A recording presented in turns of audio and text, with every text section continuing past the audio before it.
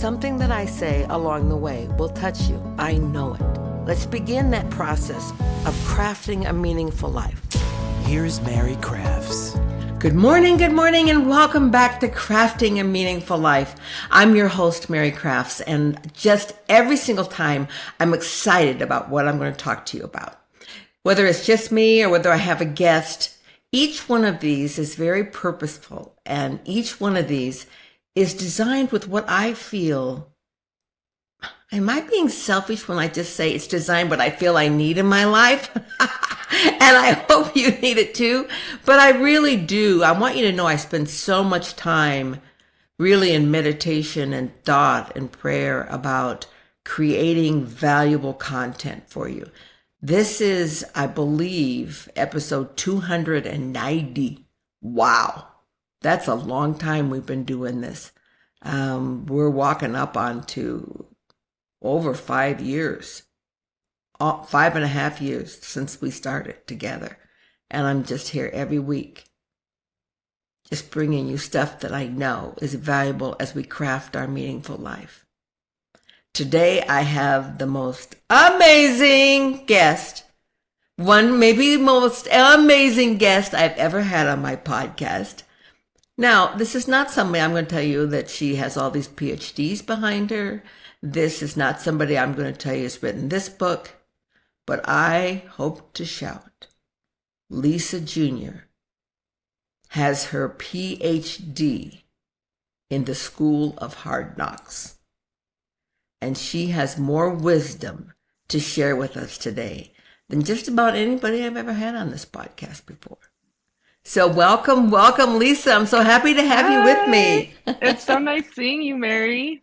I missed you. Oh, I have missed you too. And, unlike me, that just keeps getting now, 70 this week. You keep getting, thanks.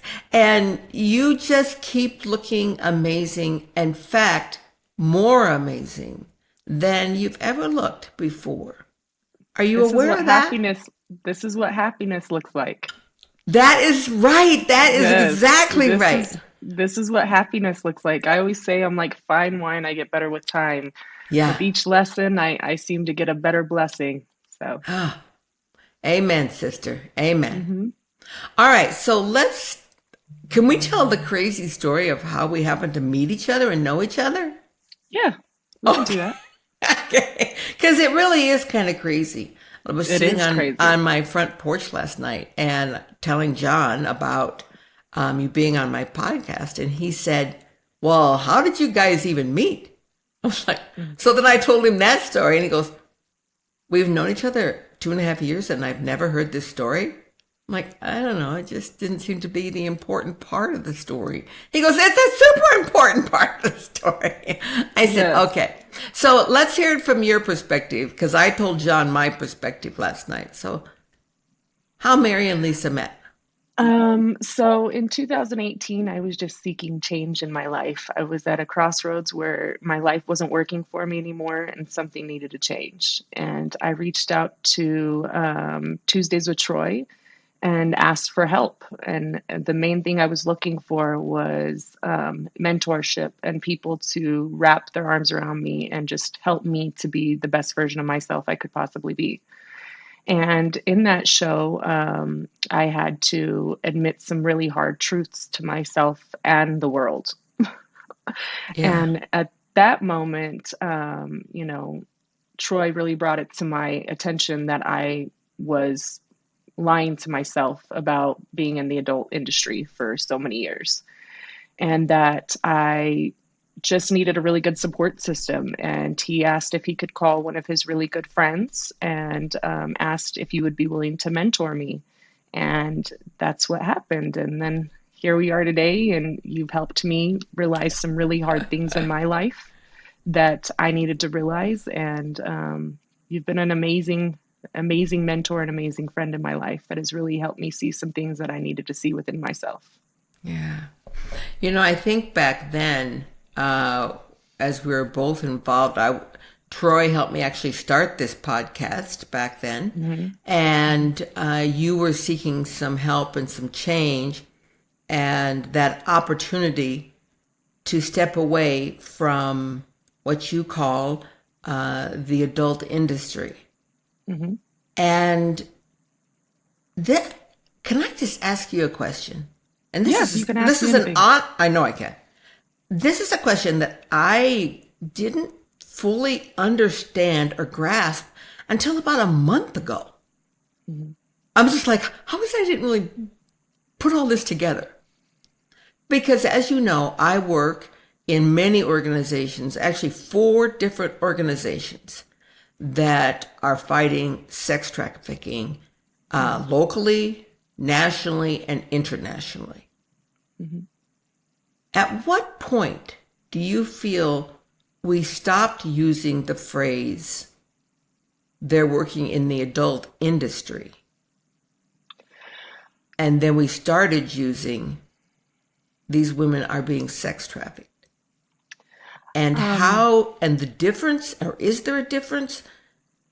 Because when I first met you, Lisa, you were you were definitely playing victim, but it wasn't like victim. It, hmm. it was different. I don't even know how to say all that. So can you just say it in your words? Um, I was basically justifying my actions. Yes, I was brought into this at a very young age by people that I trusted, and they used my vulnerabilities. I have dyslexia and ADHD. I struggled with my education for a long time, and people saw that and they used Yeah. it. And because of that, we call it a trauma triangle. So you have the client who's coming from a place of need, the woman who's coming from a place of need, and then the trafficker that's coming from a place of need. And Wow. Let's yes, think about that for just a second. yeah, So everybody has a need. So you have you the have, client who has a mhm, need. yep, You have the the girl who has a the need, girl who has a need, and and then then the pimp who has a need. So this is nobody's first choice. Anyone whose first choice is like, okay, I'm going to grow up and I'm going to be a prostitute or I'm going to be a dancer. It's nobody's first choice to go into the adult industry. The reason why we right, use the word adult yeah, industry is because, and sex workers is because prostitution and escorting is like a bad word in our industry, right? In order for us to continue to do what we do, we had to justify our actions and normalize it. So I had 4 kids that for the longest time had no clue what I was doing because I lived such a normal life. I had a beautiful home. They went to school. I only worked when they were asleep or at school. They didn't know what was going on for years. And because of that, I justified all my actions. I was married to my pimp for a very long yeah, time. Yes, 10 plus years. And I didn't even realize that that's what was happening to the situation. I mean, yes, I loved him, but he came from a place of need as well. It's a trauma triangle. The client thinks that he's coming here because he wants sexual services. Really, it's more than that. He wants connection, he wants friendship. You have the girl who's coming from a place of need because she needs money. And then you have the pimp coming from a place of need who needs money. And so that's what creates a trauma bond. And that's what me and my ex-husband had, was a trauma bond, because wow, his life story was very similar to mine, the way he grew up. His father came from the same lifestyle too. mm, So I mean, these are all learned behaviors. And so it wasn't until I did that video with Troy that I really put a name to the things that was happening to me. I didn't realize that I was now doing this to myself, and I stayed because it was something I knew, something I was comfortable in, something I was really good with people. So it was a really easy job for me. People loved me. I was pretty, but it wasn't until I walked away and sold my house and moved to Las Vegas is when I really started my healing journey. yeah, A lot of nonprofits got a hold of me. I've seen the good and the bad in the nonprofit industry. I like amen. to call that corporate pimping as well. Yep, They used my story to make lots of capital, and let me just tell you, half of those nonprofits didn't help me. yep. They didn't, I and remember so that day when you reached mhm, out to me and you said, I was promised this mhm, and I'm not getting any help. yeah, Where do I turn? And I just mhm, thought, how can somebody use and abuse someone just to make them look better She walked from one situation that was a trauma triangle into another one, but it didn't have those words associated with it, like sex or prostitute. But No. prostituting is certainly what was happening there. They Yes. were using you to raise money. Yes. I was invited to an event, and this is what made me. As you saw, I had started a nonprofit called Chic Foundation, and what it standed for was strong, humble, empower, and educate and kindness. And what happened there was, is I got frustrated. Every corner I turned, it was like one roadblock after another. And really, what a lot of these organizations are lacking in is the fact that you can't expect these women to walk away from what they're doing without giving them an opportunity to do better or helping them with education that's going to pivot them into success. What it really boils down to is my self esteem was in the dumps, and Yeah. I was just looking for someone to love me, help me, and show me my purpose in life. And when Yeah. I moved to Vegas and I ran into all that and I started the nonprofit, I said I had to walk away just because there was so much of that yuckiness in the nonprofit Yeah. community. Yeah. It was everybody wanted to do it for the money. It wasn't for the reason. The reason was is to help these people, is to help Yeah. pivot them. I couldn't even get a scholarship for $700 to do a training to be an advocate.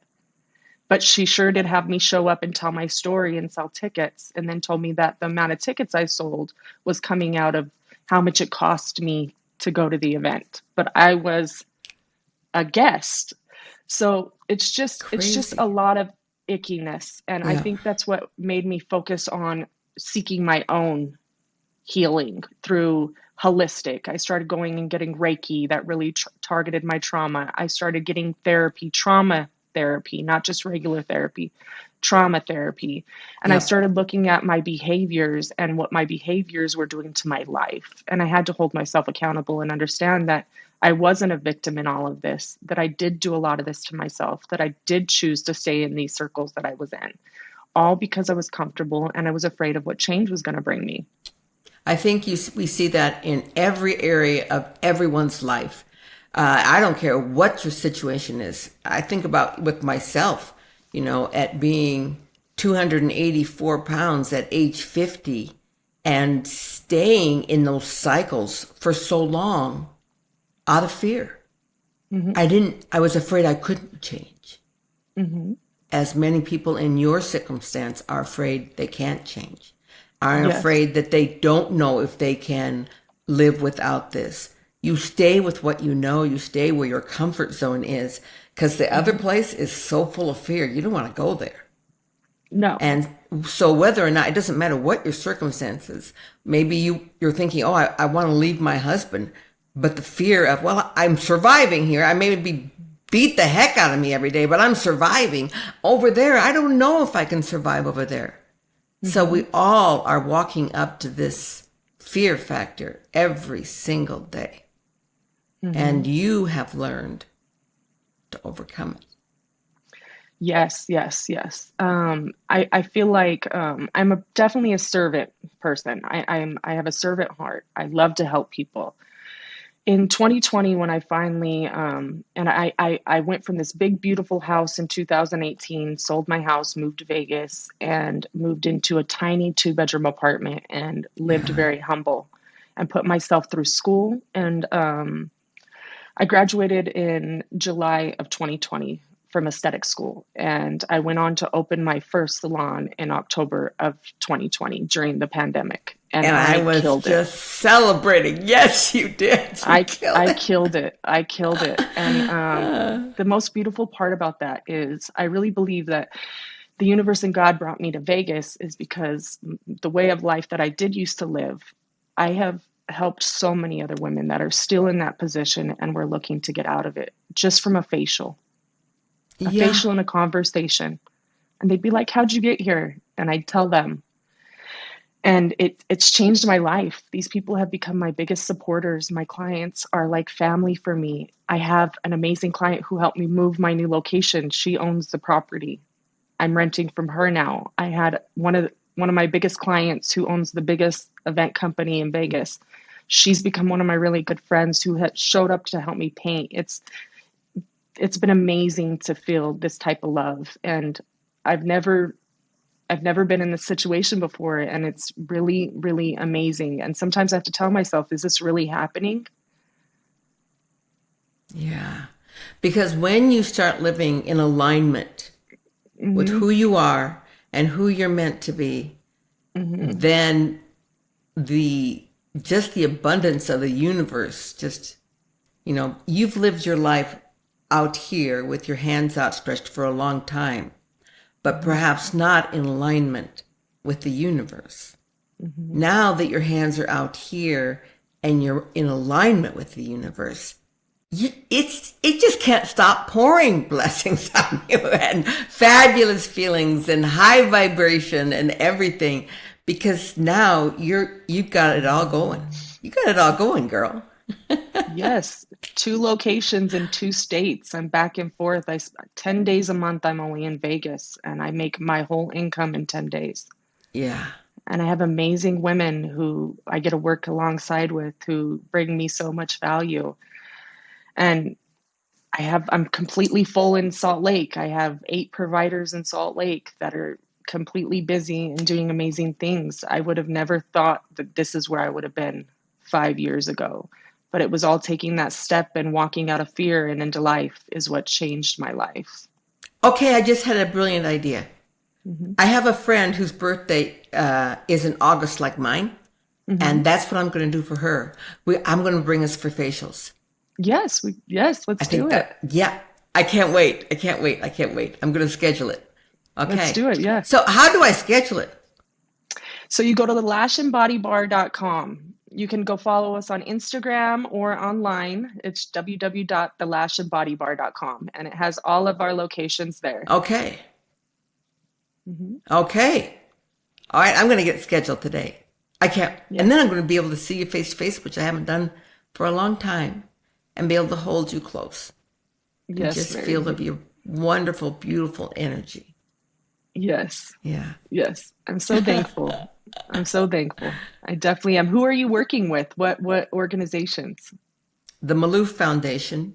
I And I love then, I love uh, one of the chiropractors who donates to that. He's my chiropractor. yeah. And then Exodus, not Hmm. Exodus, but Exit Us. Okay. And then I I have some that I started working with organizations that I no longer am. There was an individual, oh, quite a while ago now, maybe 7, 8 years ago, that started raising money. And every time I would go, Lisa, and I got invited to a lot of them, they were kind of cottage meetings in homes, I would ask the same question at the end of the presentation. And the question was this, because this was more of a Rambo, I'm going to go into foreign countries and we're going to extract these women and Hmm. save them. I would ask the same question, and it was, after you rescue these women, what then? What is the program for them? Because you and I both know that Yep. if there isn't a program that follows up, that gives them financial support, education, housing, support that's not just, I'm talking 2 weeks, I'm talking years of support to support these women in a new way of life. Where's that happening and how is it happening? The very first time I was answered with the response, we have definitely things in place, but we can't talk about it. It's very private, very secretive. So then I went to another meeting, same presentation. I raised my hand, asked the same question.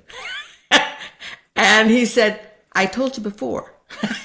And I said, okay, I understand that. But now this is what I think you can share. Exactly what does the program contain?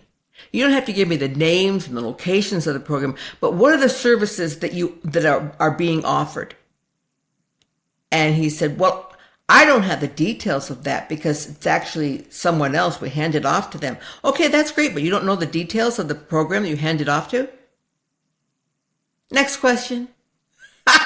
The third presentation that I went to with this, I raised my hand, and he didn't call on me.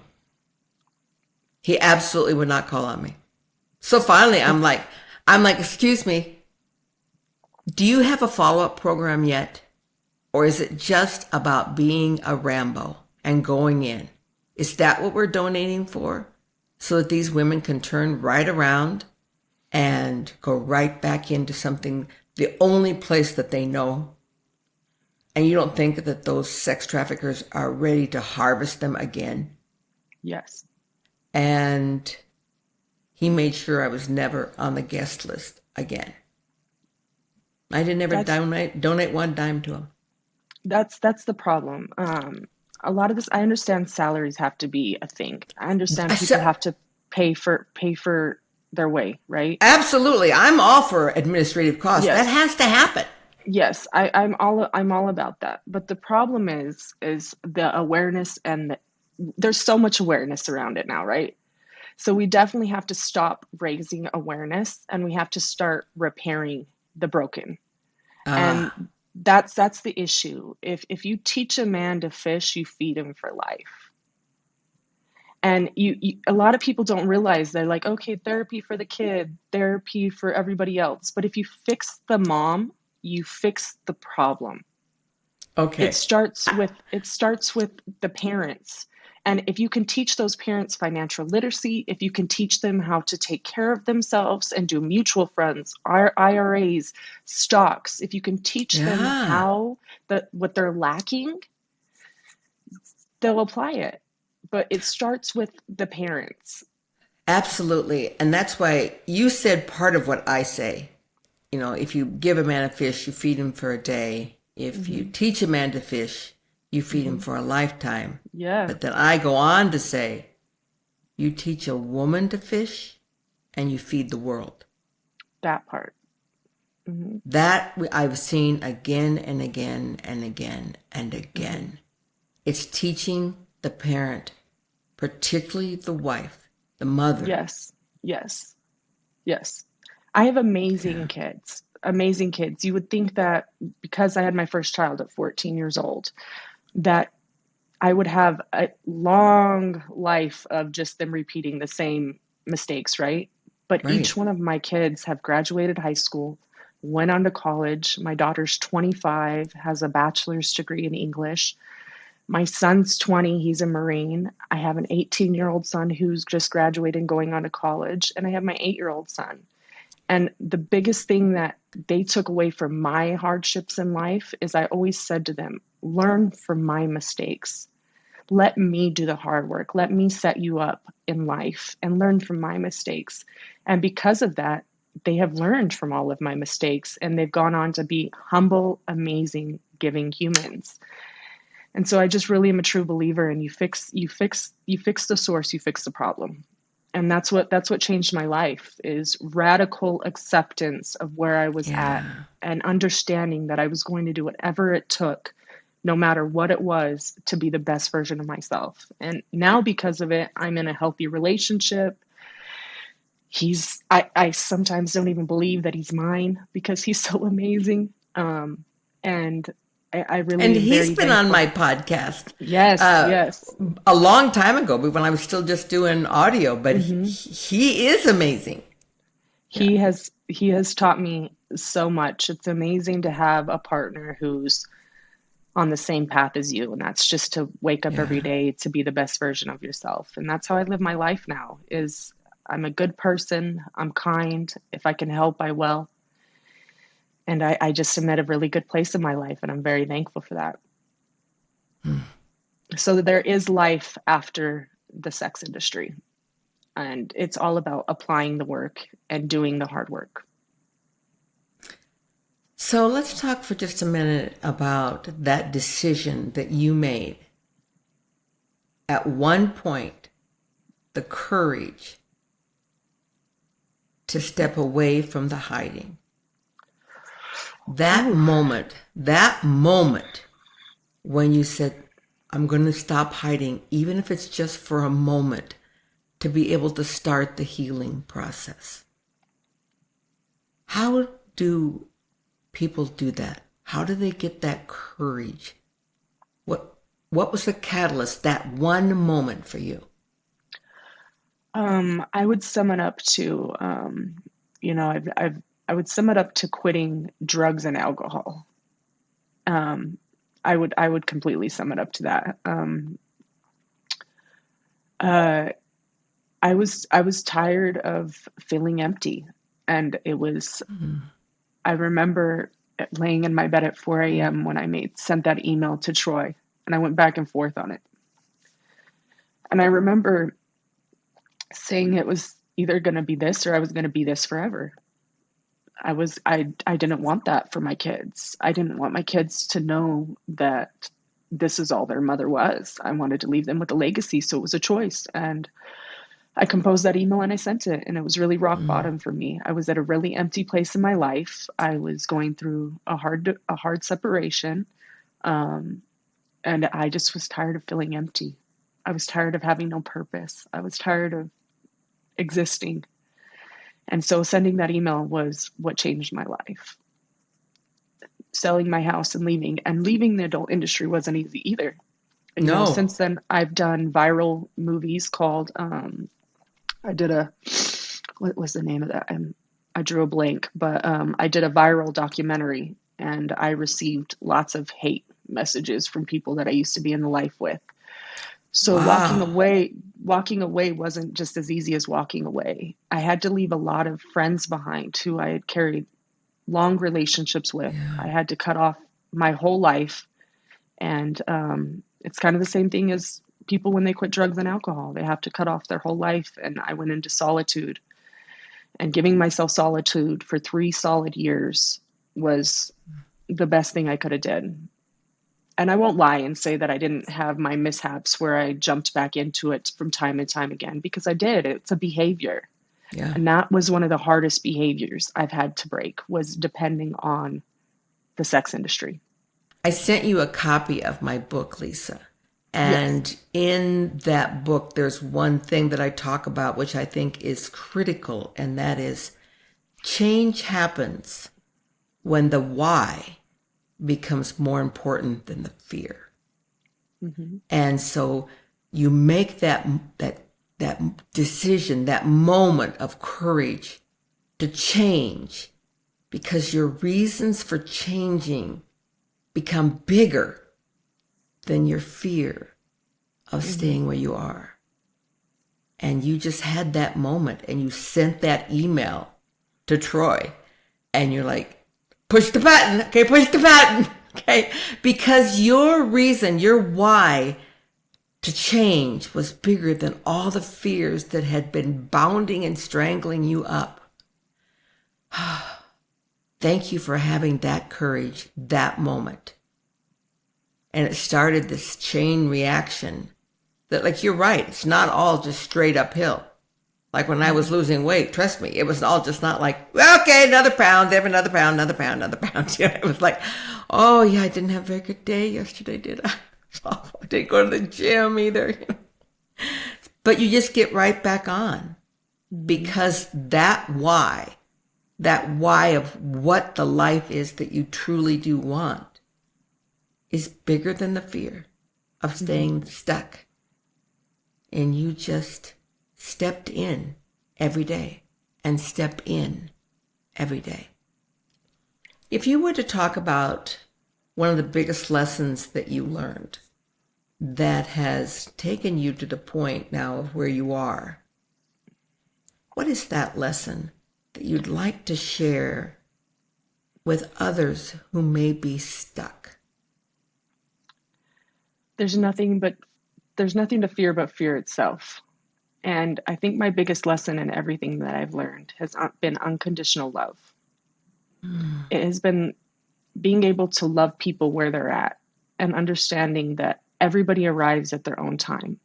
Because that's one of the things that I struggled with my healing situation, Ah, was I didn't experience unconditional love from a lot of people that I needed in my life. And so what I've chose to do is to wake up every day and I thank the Lord for the gift of keeping me alive. I thank the Lord for having a home. I thank the Lord for having my kids safe. And I tell myself every day, what amazing things are you going to do today? And that's what I do. I wake up every day and I just exude unconditional love to everybody. For instance, say there's a I man love that. parked right next to me and he looks like he's having a hard day and he's crying. I've done that. I've knocked on the window and been like, "Do you need a hug?" And he was like, "You don't know how much I needed that right now."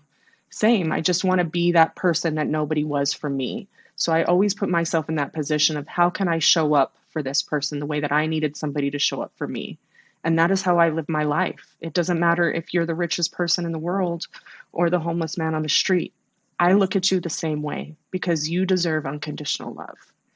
You just haven't arrived to your destination yet. And when you do, I pray that you exude unconditional love as well because it's important. All things in life come from understanding and understanding a person and why they do what they do.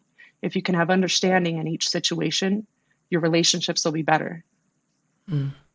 And life is full of relationships and partnerships. It doesn't matter who we're dealing with, the teacher, the second grade teacher, the bus driver, the lady at the McDonald's drive-through. Those are all relationships. And how Yeah. do you choose to show up in your relationships? And I choose to show up as a person with unconditional love and understanding. And that is the biggest thing I've learned in all of this. I can't think of a greater lesson than to have gained and then to give, of how much that meant to you to have unconditional love and no one was there standing beside you. A lot of people in your life, but no one willing to give that gift.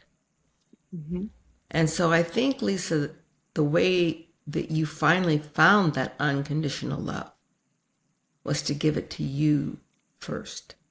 That part. For the That first part. time in my whole life, the last 5 years, I've realized I never loved myself. And so this has been the last 5 years has been the best 5 years of my life. Yeah.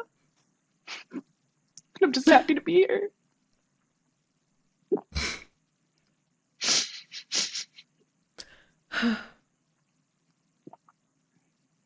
Yep. Sometimes when people say to me, they shake their fist at God and they are like, how could you let this happen to me? How could you let this happen to someone I knew? Or why didn't you rescue me?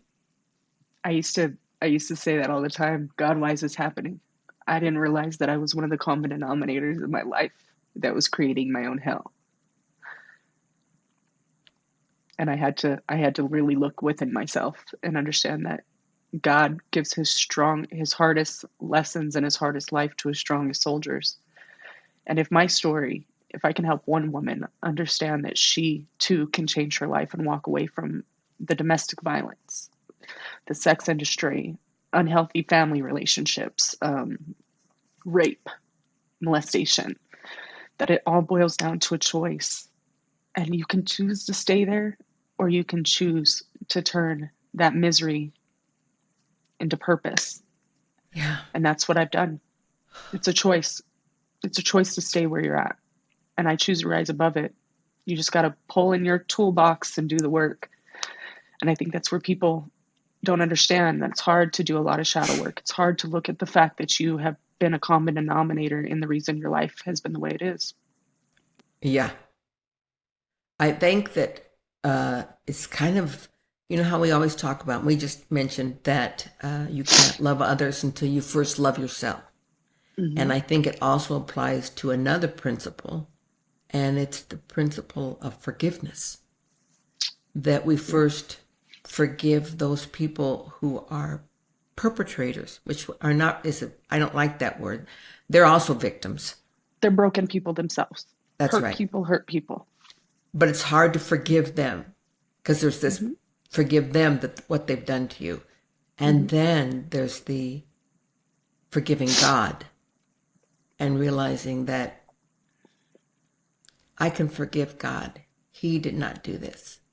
Mm-hmm. And that leads to the last level of forgiveness, which is forgiveness of self.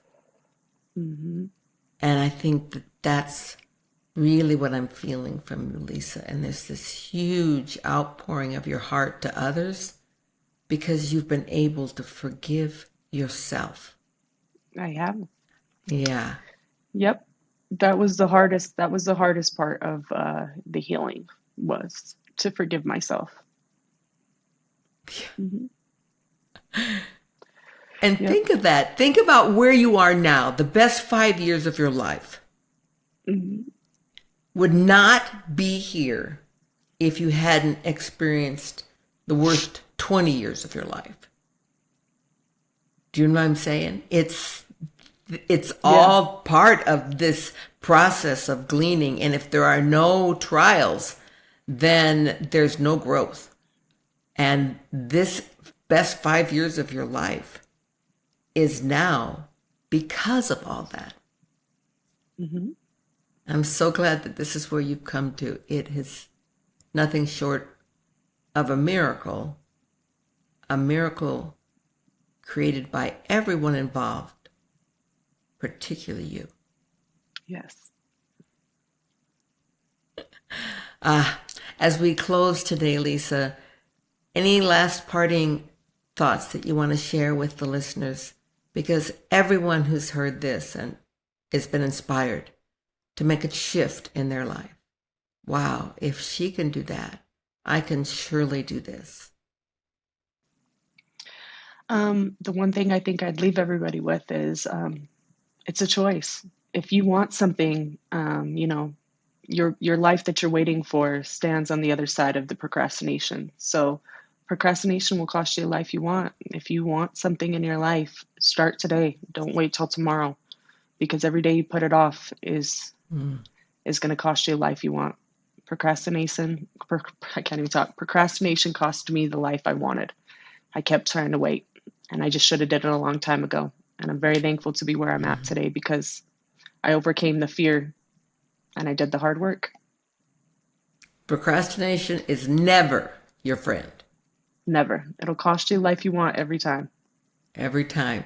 Because once you see it and you know it, you can't unsee it and unknow it. Mm-hmm. So it weighs on your soul when you procrastinate, following through on what you know and what you've seen. Yep. You are a warrior to the highest degree. Thank you. And you are Lisa the warrior forever in my heart. And you still continue to be a warrior. You Yep. still continue to lead out in love. Yep. There's no quit in me. There's no quit. I There's say no that quit. about myself all the time. There's no quit. I'm like, Yeah. there's no quit. I can do it all if you ask me. Yeah. Yep. Even like yesterday, I was playing pickleball, and we were played 4 games. I thought, okay, I'm getting a little tired. If I had raised my hand and said, well, I'm really tired, can we call it a day? Every single person there would have said, yep, let's do it. Well, actually, not every single person. It was just John and I, and we were playing singles. And singles are very hard, okay? Because you have to get every ball yourself. And if I had just said, John, can we call it a day? He absolutely would have. But the moment my hand started to go up, I thought to myself that very phrase, there's no quit in me. I'm going to finish this game. Yep. That's why we love each other so much. Yeah. I can't wait to play pickleball. I can't wait to get to my era of playing pickleball. Yeah. Well, it can be now. I have so many clients that come after their pickleball games and tell me and I was like, why don't you invite me? I want to play pickleball. All right. Yeah. Do I need to bring, I have extra paddles. Do I need to bring the paddles for you? Oh yeah, because I don't have any of the equipment. Done. Nope. And do you think your guy wants to come with us? I think Damar is willing to try anything. Okay. We did axe throwing about a month back, and I was throwing that axe everywhere. It was dangerous. Oh, Lisa, you have my heart. You have my utmost respect. You too. You have You're amazing. my energy. always focused toward you and lifting Mary. you always. Thank you so much. Oh, my dear listeners, I know that you are filled up to the brim with Lisa and her courage and her willingness to share this story with us. She has stopped hiding. She has healed. Now, not that we don't all still have lots of layers to heal, but she is to the point where she can say, what? I'm living the best 5 years of my life. Because every day, I'm being my very best version of myself. Namaste. Listen to the full podcast today and subscribe on iTunes, Stitcher, Google Play, and more. Crafting a Meaningful Life with Mary Crafts.